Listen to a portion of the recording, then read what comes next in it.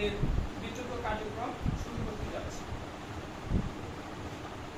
প্রথমেই পক্ষ দলের প্রথম বক্তাকে তার মূল্যবান বক্তব্য উপস্থাপনের জন্য অনুরোধ জানাচ্ছি। পক্ষ দলের প্রথম বক্তা মোহাম্মদ রাকিব হোসেন।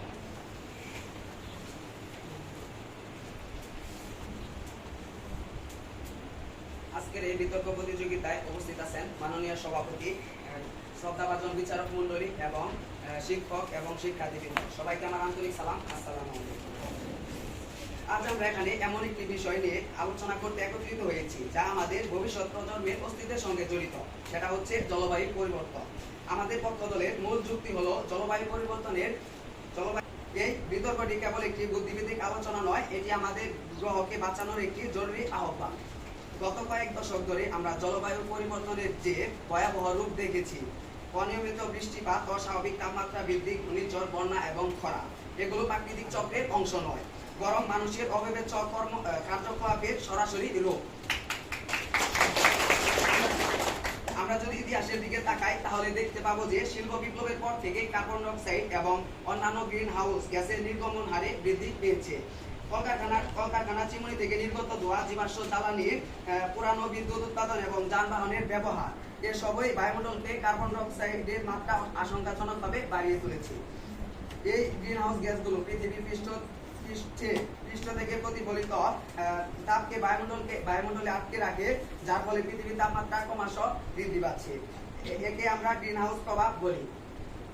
বিজ্ঞানীদের মতে তাপ শিল্পায়নের তুলনায় বর্তমানে বায়ুমণ্ডলে কার্বন ডাই অক্সাইডের ঘনত্ব 44%-এরও বেশি বেড়েছে, যা গত 8 লক্ষ বছরের মধ্যে সর্বোচ্চ। এই অতিরিক্ত গ্রিন হাউস গ্যাস মানব শ্রেষ্ঠ, এতে কোনো সন্দেহ নেই। এছাড়া বন উজাড় এবং নগরায়নও জলবায়ু পরিবর্তনের বড় ভূমিকা রাখছে। গাছপালা কার্বন ডাই অক্সাইড শোষণ করে এবং অক্সিজেন নির্গত করে, যা বায়ুমণ্ডলকে পরিষ্কার রাখে। কিন্তু নির্বিচারে বন কেটে ফেলা, কৃষি জমি তৈরি করা এবং নগরায়নের ফলে আমাদের পৃথিবী কার্বন সিঙ্ক বা কার্বন শোষণের ক্ষমতা কমে যাচ্ছে। সেখানেও কমে যাচ্ছে অ্যামাজন রেইন ফরেস্ট, যা পৃথিবীর ফুসফুস নামে পরিচিত। সেখানেও ব্যাপক হারে বন উজাড় হচ্ছে। এর ফলে বায়ুমণ্ডলে কার্বন ডাই অক্সাইডের পরিমাণ বেড়ে তাপমাত্রা বৃদ্ধি পাচ্ছে। সুতরাং জলবায়ু পরিবর্তনের পেছনে মানুষের শিল্পায়ন, জ্বালানি ব্যবহার এবং পরিবেশের ধ্বংসের প্রবণতায় প্রধান কারণ। ধন্যবাদ।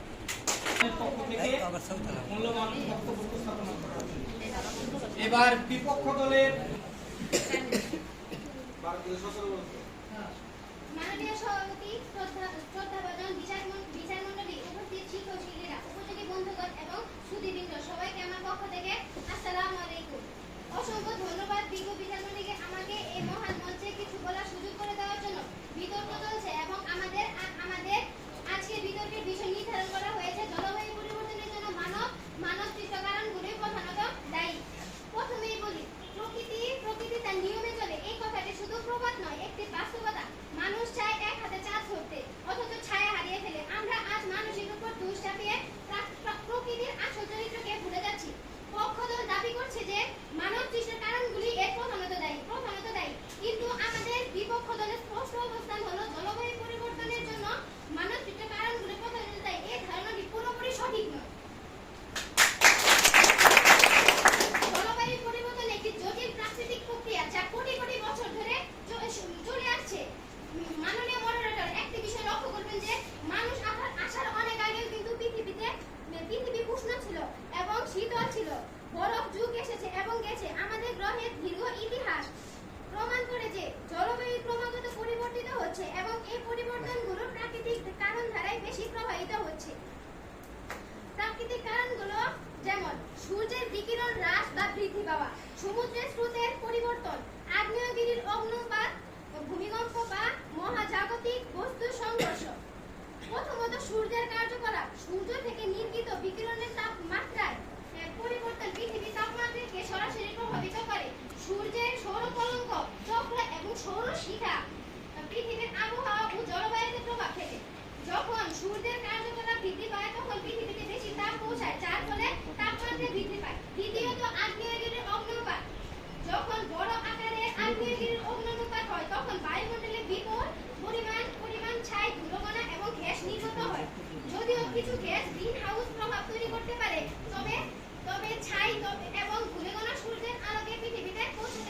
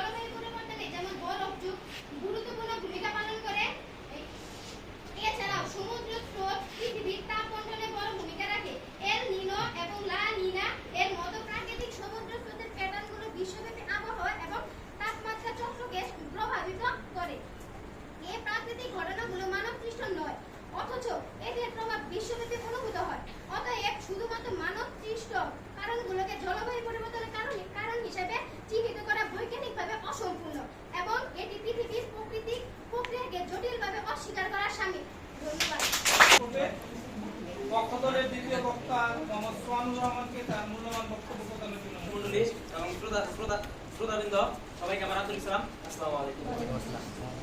আমি আমার পূর্ববর্তী বক্তার সঙ্গে একমত পোষণ করে বলতে চাই যে জলবায়ুর পরিবর্তনের প্রধান কারণ হলো মানবসৃষ্ট কার্যকলাপ। বিশ্বের শীর্ষস্থানীয় জলবায়ু বিজ্ঞানী এবং বিশেষজ্ঞরা তাদের প্রতিনিধিত্ব করে আইপিসিসি তাদের বিভিন্ন প্রতিবেদনে স্পষ্টভাবে উল্লেখ করেছেন যে জলবায়ুর উষ্ণায়নের পিছনে মানবসৃষ্ট ভূমিকা অকাট্য। আইপিসিসির ষষ্ঠ মূল্যায়ন প্রতিবেদনে বলা হয়েছে পৃথিবীর গড় তাপমাত্রা শিল্প পূর্ব সময়ের তুলনায় 1.1 ডিগ্রি সেলসিয়াস বেড়েছে এবং এই সিংহভাগে মানুষের কর্মকাণ্ডের ফল। কম্পিউটার মডেলিং এবং ঐতিহাসিক উপাত্ত বিশ্লেষণ করে বিজ্ঞানীরা নিশ্চিত করেছেন যে প্রাকৃতিক কারণগুলো বর্তমান জলবায়ু পরিবর্তনের মাত্রাকে ব্যাখ্যা করতে যথেষ্ট নয়। শুধু তাই নয়, গত 50 বছর প্রশ্ন করেছে জলবায়ু পরিবর্তনের জন্য মানবসৃষ্ট কারণগুলো প্রধান দায়ী নয়।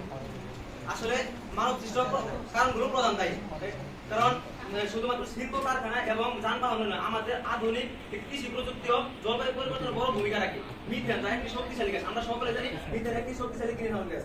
তা মূলত গবাদি পশু হজম প্রক্রিয়া ধান ক্ষেত এবং বর্জ্য পচনের ফলে উৎপন্ন হয়। বিশ্বের মোট মিথেন নির্গমনের একটি উল্লেখযোগ্য অংশ আসে কৃষিখাত থেকে।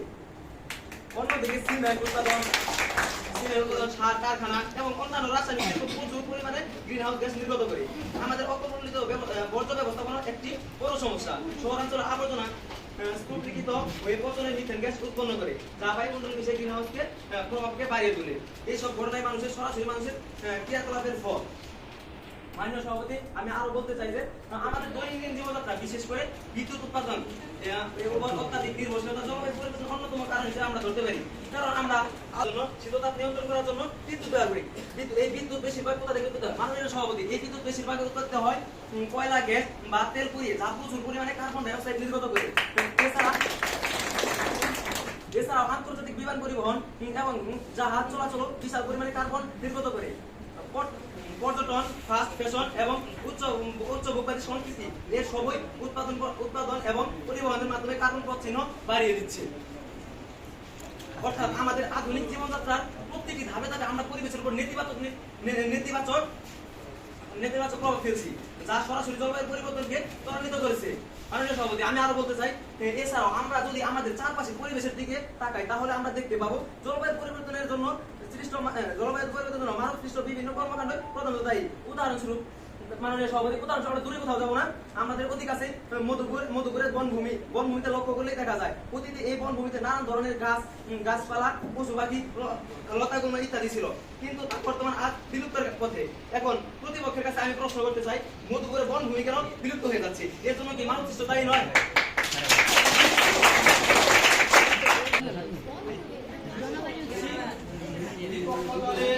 দ্বিতীয় বক্তা সকলকে আমার দলের পক্ষ থেকে শুভেচ্ছা ও সালাম। আসসালামু আলাইকুম। আমি জান্নাতি হাসান জয়, বিপক্ষ দলের দ্বিতীয় বক্তা হিসেবে বক্তব্য উপস্থাপন করছি। আমার সহবক্তা যুক্তিগুলোকে সম্মান জানিয়ে আমি আরো কিছু গুরুত্বপূর্ণ দিক তুলে ধরতে চাই। চোখে ধুলো পড়লে যেমন দিগন্ত দেখা যায় না, তেমনি প্রকৃতির ধারণা না বুঝে মানুষকে একমাত্র দায়ী করলে আমরা সত্য থেকে দূরে সরে যাই।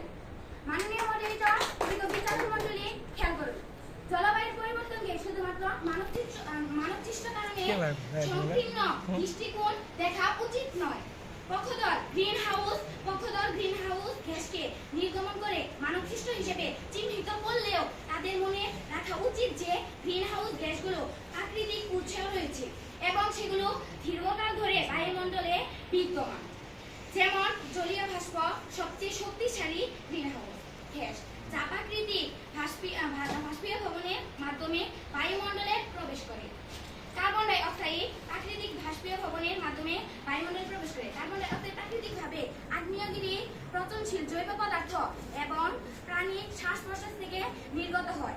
মিথেন গ্যাস জলাভূমি, পচনশীল উদ্ভিদ এবং প্রাকৃতিক গ্যাস লিকেজ থেকে প্রাকৃতিকভাবে নির্গত হতে পারে। মানবসৃষ্ট নির্গমন অবশ্যই আছে, কিন্তু সেগুলো প্রাকৃতিক নির্গমনের তুলনায় কতটা প্রধান তা নিয়ে বিতর্ক রয়েই যায়। পৃথিবীর ইতিহাসে দেখা গেছে প্রাকৃতিক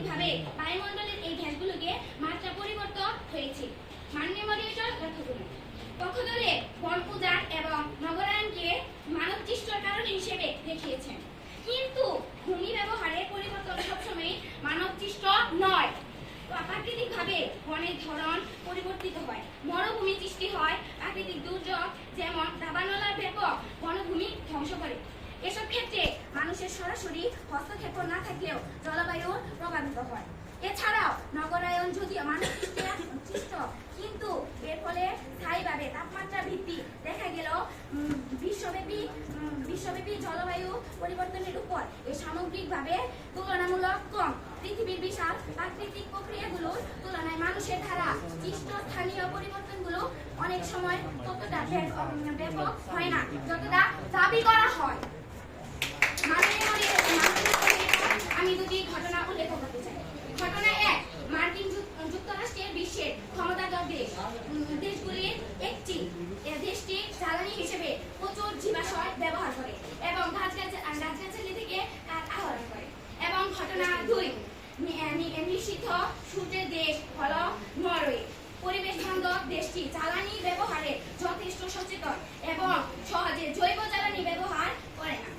জলবায়ু পরিবর্তনের জন্য উন্নত দেশগুলো বেশি দায়ী, কারণ অধিক হারে জ্বালানি ব্যবহার করার কারণে উন্নত দেশগুলো জলবায়ু পরিবর্তনের জন্য দায়ী।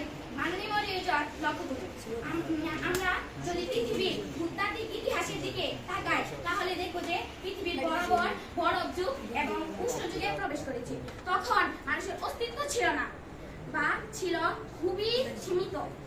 উদাহরণস্বরূপ মধ্যযুগের উষ্ণ সময় বা ছোট বরফ যুগ, এগুলো মানুষের শিল্প বিপ্লবের অনেক আগে ঘটেছিল। এসব প্রকৃতি জলবায়ু পরিবর্তনের কারণ ছিল সম্পূর্ণ ভিন্ন।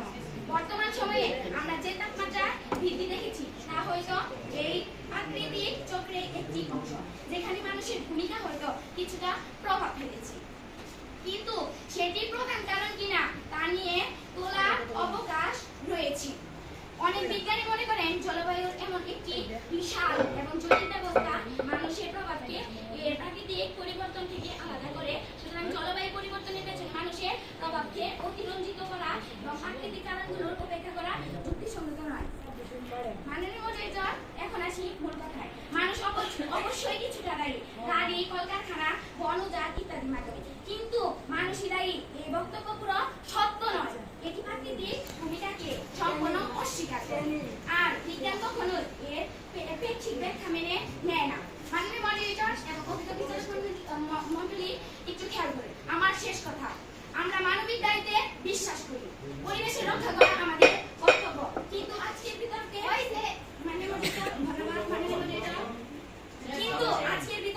বিষয় হচ্ছে জলবায়ু পরিবর্তনের প্রাকৃতিক কারণগুলো সমানভাবে দায়ী। অতএব এই বক্তব্যে একপেক্ষিক এবং বৈজ্ঞানিকভাবে অসম্পূর্ণ। ধন্যবাদ মাননীয় মডারেটর, মাননীয় বিচারক মণ্ডলী এবং শ্রোতাবৃন্দ, সকলকে ধন্যবাদ। বক্তব্য পক্ষ দলের দ্বিতীয় বক্তা মোহাম্মদ আতিকুর। মাননীয় মডারেটর, বিজ্ঞ বিচারক মণ্ডলী, আমার প্রাণপ্রিয় শিক্ষক ও শিক্ষার্থীদের সকলের প্রতি আমার আন্তরিক সালাম। আসসালামু আলাইকুম। আমার পূর্ববর্তী বক্তারা মানব সৃষ্ট কারণগুলো কিভাবে জলবায়ু পরিবর্তনকে প্রভাবিত করেছে তা বিস্তারিতভাবে তুলে ধরেছেন। এবার আমি প্রতিপক্ষের সম্ভাব্য কিছু যুক্তি খণ্ডন করতে চাই। একটু আগে আমার প্রতিপক্ষ দলের একজন সদস্য বলে গেলেন জলবায়ু পরিবর্তন একটি প্রাকৃতিক প্রক্রিয়া যা পৃথিবীর ইতিহাসে আগেও ঘটেছে। এটা সত্য যে পৃথিবী অতীতে উষ্ণ বা শীতল রয়েছে, কিন্তু বর্তমান উষ্ণায়নের গতি এবং তীব্রতা অতীতের প্রাকৃতিক পরিবর্তনগুলোর চেয়ে অনেক বেশি দ্রুত। বিজ্ঞানীরা প্রমাণ করেছেন যে অতীতের জলবায়ু পরিবর্তনগুলো ঘটেছিল হাজার হাজার বছর, কিন্তু বর্তমান পরিবর্তনগুলো ঘটছে মাত্র কয়েক দশকের মধ্যে। হঠাৎ করে এত বিশাল পরিবর্তনের জন্য কে দায়ী? বিপক্ষ দলের কাছে আমার প্রশ্ন রইল। সূর্যের কার্যকলাপ বা আগ্নেয়গিরির অগ্নুৎপাতের মতো প্রাকৃতিক কারণগুলো জলবায়ু পরিবর্তনে কিছু ভূমিকা রাখলেও তা বর্তমানে উষ্ণায়নের জন্য দায়ী গ্রিনহাউস গ্যাসের পরিমাণ এবং তাপমাত্রা বৃদ্ধির সাথে সঙ্গতিপূর্ণ নয়। একমাত্র মানব সৃষ্ট গ্রিনহাউস গ্যাসের ব্যাপক নির্গমনই এই দ্রুত পরিবর্তনের কারণ। মানব সৃষ্ট কারণগুলোকে নিয়ন্ত্রণ না করি তাহলে এক ভয়াবহ পরিণতি আমাদের জন্য অপেক্ষা করছে। সমুদ্র পৃষ্ঠের উচ্চতা বৃদ্ধি পাবে, যার ফলে উপকূলীয় অঞ্চলগুলো ডুবে যাবে। বাংলাদেশের মতো নিচু দেশগুলো এতে মারাত্মকভাবে ক্ষতিগ্রস্ত হবে। তীব্র তাপপ্রবাহ, অস্বাভাবিক ঘূর্ণিঝড়, অনাবৃষ্টি এবং অতিবৃষ্টির মতো প্রাকৃতিক দুর্যোগের সংখ্যা ও তীব্রতা বাড়বে। কৃষি উৎপাদন ব্যাহত হবে, খাদ্য সংকট দেখা দিতে পারে, বিশুদ্ধ পানির অভাব দেখা দিবে, জীববৈচিত্র্য মারাত্মকভাবে হুমকির মুখে পড়বে, অনেক প্রজাতি বিলুপ্ত হয়ে যাবে। এই সবই আমাদের এবং ভবিষ্যৎ প্রজন্মের জন্য একটি বসবাসযোগ্য পৃথিবী নিশ্চিত করার ক্ষেত্রে বিশাল চ্যালেঞ্জ তৈরি করবে। তবে আশার কথা হলো, যেহেতু জলবায়ু পরিবর্তনের প্রধান কারণ মানব সৃষ্ট, তাই সমাধান আমাদের হাতে। আমাদের জীবাশ্ম জ্বালানির ব্যবহার কমাতে হবে এবং নবায়নযোগ্য শক্তির উৎস যেমন সৌরশক্তি ও বায়ু শক্তির ব্যবহার বাড়াতে হবে। শিল্প কারখানায় পরিবেশ বান্ধব প্রযুক্তির ব্যবহার করতে হবে। বৃক্ষরোপণ এবং বন সংরক্ষণ কর্মসূচির মাধ্যমে কার্বন শোষণ বাড়াতে হবে। আমাদের দৈনন্দিন জীবনেও সচেতন হতে হবে। বিদ্যুৎ ও পানির অপচয় কমানো, পাবলিক পরিবহন ব্যবহার করা এবং পুনর্ব্যবহারযোগ্য পণ্যের ব্যবহার বাড়ানো। সরকারকে জলবায়ু পরিবর্তন মোকাবেলায় কঠোর নীতি গ্রহণ করতে হবে এবং আন্তর্জাতিক পর্যায়ে সম্মিলিত প্রচেষ্টা চালাতে হবে। আমরা যদি এখনই এই পদক্ষেপগুলো নিতে ব্যর্থ হই, তাহলে আমরা আমাদের নিজেদের এবং আমাদের ভবিষ্যৎ প্রজন্মের জন্য একটি কঠিন পৃথিবী রেখে যাব। পরিশেষে আমি একটা কথাই বলবো, জলবায়ু পরিবর্তনের জন্য প্রধানত দায়ী হচ্ছে মানব সৃষ্ট। মূল্যবান বক্তব্য প্রদান করার জন্য এ পর্যায়ে বিপক্ষ দলের তৃতীয় বক্তাকে তার মূল্যবান বক্তব্য উপস্থাপনের জন্য বিনীত অনুরোধ জানাচ্ছি। বিপক্ষ দলের তৃতীয় বক্তা আফরিন জাহান মুন্নি। আজকের বিতর্কের বিষয় নির্ধারণ করা হয়েছে জলবায়ু পরিবর্তনের জন্য মানব সৃষ্ট কারণটি বাস্তবতার প্রেক্ষাপটে দাঁড়িয়ে আমিও আমার তার বিষয়টি বিভক্ত করছি। প্রথমে যে বিষয়টি সবার মধ্যে সেটি হচ্ছে, আমার প্রতিপক্ষ দলের বন্ধুরা বলছে মানুষ গাছ কাটছে, গাড়ি চালাচ্ছে, কারখানা করছে, তাই জলবায়ু পরিবর্তন হচ্ছে। আমরা বলছি এটি একটি কারণ, কিন্তু একমাত্র কারণ নয়। তারা সূর্য, আগ্নেয়গিরি, সমুদ্রের স্রোত এসবের কথা একবারও বলেনি। একটা প্রবাদ আছে, পাথরে ফুল ফোটে না, প্রকৃতির নিয়মে চলে না জীবন। হাতে না, আমরা চাই পৃথিবী ভালো থাকো, কিন্তু একতরফা দোষ দিলে আমরা প্রকৃতির সমস্যাকে চিনি না। মানুষ দায়ী, কিন্তু প্রকৃতির সমানভাবে দায়ী। এই সত্য মেনে আমরা আজকে বিতর্কের বিপক্ষে অবস্থান করছি। আফ্রিকার মরুভূমি অঞ্চলে যেখানে কারখানা নেই, গাড়ি নেই, প্রযুক্তি নেই, সেখানে কেন খরা পড়ছে? আবার পৃথিবীর গভীর সমুদ্রে যেখানে মানুষের প্রবেশ সীমিত, সেখানে পানির তাপমাত্রা কেন বাড়ছে? যেখানে আগুন নেই, সেখানে কিভাবে ছোড়া মতবাদ? আমি এবার জলবায়ু মডেলগুলোর সীমাবদ্ধতা এবং মানবসৃষ্ট কারণের উপর অতিরিক্ত জোর দেওয়ার অর্থনৈতিক ও সামাজিক প্রভাব নিয়ে আলোচনা করব। জলবায়ু পরিবর্তনের সম্পূর্ণ দায় মানুষের উপর চাপান হলে এর অর্থনৈতিক ও সামাজিক প্রভাব দেখা দিতে পারে। উন্নয়নশীল দেশগুলোর জন্য এটি আরো একটি বড় চ্যালেঞ্জ তৈরি করে। জীবাশ্ম জ্বালানির ব্যবহার রাতারাতি বন্ধ করা হয়, তাহলে শিল্প উৎপাদন, পরিবহন এবং বিদ্যুৎ সরবরাহ মারাত্মকভাবে ব্যাহত হবে, যা বিশ্ব অর্থনীতিতে বড় ধরনের মন্দা সৃষ্টি করবে। লক্ষ লক্ষ মানুষ কর্মহীনতা এবং দারিদ্র্য বাড়বে। উন্নয়নশীল দেশগুলো যারা মাত্র শিল্পায়নের পথে হাঁটছে, তাদের জন্য এই পরিবর্তন মানিয়ে নেওয়া হবে প্রায় অসম্ভব। পরিবেশ সুরক্ষিত জীবনযাত্রার মান উন্নত ব্যাহত হয়, তাহলে সেটা টেকসই সমাধান হতে পারে না। আমাদের এমন সমাধান খুঁজতে হবে যা পরিবেশের পাশাপাশি অর্থনৈতিক স্থিতিশীলতা নিশ্চিত করে। জলবায়ু পরিবর্তন একটি চলমান প্রক্রিয়া, যেখানে প্রাকৃতিক কারণগুলোর ভূমিকা অস্বীকার করা যায় না। তাই শুধু কারণ খোঁজা ও মানবসৃষ্ট প্রভাবের উপর অতিরিক্ত জোর না দিয়ে আমাদের উচিত জলবায়ু পরিবর্তনের সঙ্গে খাপ খাইয়ে নেওয়া এবং এর প্রভাব মোকাবেলা করার উপর বেশি মনোযোগ দেওয়া। যেমন বন্যাপ্রবণ এলাকায় উন্নত বন্যা নিয়ন্ত্রণ ব্যবস্থা করা, খরাপ্রবণ এলাকায় জল সংরক্ষণ ও সেচের আধুনিক পদ্ধতি ব্যবহার করা, লবণাক্ত সহনশীল ফসলের জাত উদ্ভাবন করা এবং প্রাকৃতিক দুর্যোগের পূর্বাভাস ও প্রস্তুতি ব্যবস্থাকে শক্তিশালী করা। এই পদক্ষেপগুলো আমাদের বর্তমান ও ভবিষ্যৎ মোকাবেলায় অনেক বেশি কার্যকর হতে পারে। একই সাথে আমরা সীমিত আকারে পরিবেশ বান্ধব প্রযুক্তি এবং নবায়নযোগ্য ব্যবহার বাড়াতে পারি, তবে তা যেন অর্থনীতির উপর অযৌক্তিক চাপ সৃষ্টি না করে। যখন বিজ্ঞ বিচারক মন্ডলী আমার বিপক্ষ দলের বক্তারা বলে গেছে, জলবায়ু পরিবর্তন একটি বহুস্তরীয় বহু কারণ বিশিষ্ট প্রাকৃতিক প্রক্রিয়া নয়। এর একটি অংশ হতে পারে, তবে এটি একমাত্র কারণ নয়। গাছের পাতা ঝরে গেলে দোষ শুধু বাতাসের নয়, মাটির শিকড়ের খুঁত থাকতে পারে। মানুষের দায়ী করাটা বোকামি ছাড়া কিছুই না। পরিশেষে আমরা বলতে চাই, জলবায়ু পরিবর্তন একটি বাস্তবতা এবং এর পেছনে মানুষের প্রভাব রয়েছে ঠিকই, কিন্তু সেটি যে প্রধান বা একমাত্র কারণ তা নয়। প্রাকৃতিক কারণগুলোকে বিবেচনায় নিয়ে আমাদের একটি বাস্তবসম্মত ভারসাম্যপূর্ণ সমাধানের দিকে এগিয়ে যাওয়া উচিত। বিজ্ঞ বিচারক মন্ডলী জলবায়ু মডেলগুলো সীমাবদ্ধতা এবং মানবসৃষ্ট কারণের উপর অতিরিক্ত জোর দেওয়ার অর্থনৈতিক সামাজিক প্রভাবগুলো হচ্ছে, মডেলগুলো যদি অত্যাধুনিক